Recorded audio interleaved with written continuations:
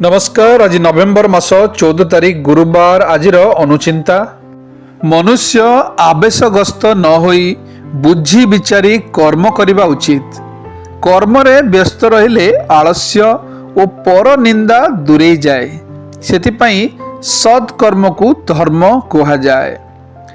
भोजन शेष रे अईठा छाड़िबा किंबा अन्य काहाकू अईठा खाइबाकू देबा महापाप अटे।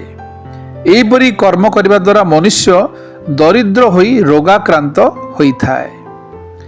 केवल गधंग परी काम कले अज्ञान दूर हुए नहीं। जेपरि अंधकार को दूर करने पई आलोकर दरकार हुए, सेहिपरि अज्ञान को दूर करने पई सद्ज्ञानर आवश्यकता पड़े। सत कथारे भाईना ध्यान करने समय रे बेले बेले एक प्रकार निद माड़ी आसे, ताहाकू जोग निद्रा कहती। सही समय रे साधक को भगवान दर्शन होई आत्मिक शांति मिले। विपत्ति समय रे धैर्य धरिबा मनुष्यर कर्तव्य।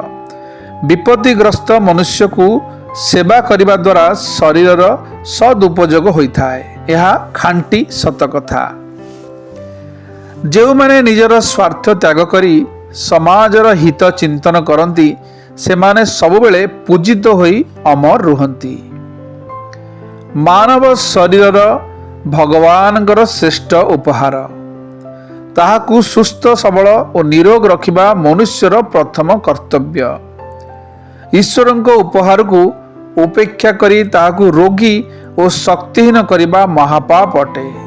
शास्त्र कहे शरीर मादं खलु धर्म साधनम। सबुठारु तंबा पात्र श्रेष्ठ पटे।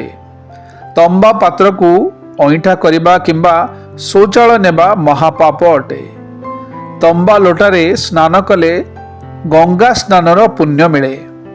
रात्र रे तंबा पात्र रे पानी रखी सकाळे मुह धोई सेही पानी को पीले पेट रोग भल हुए।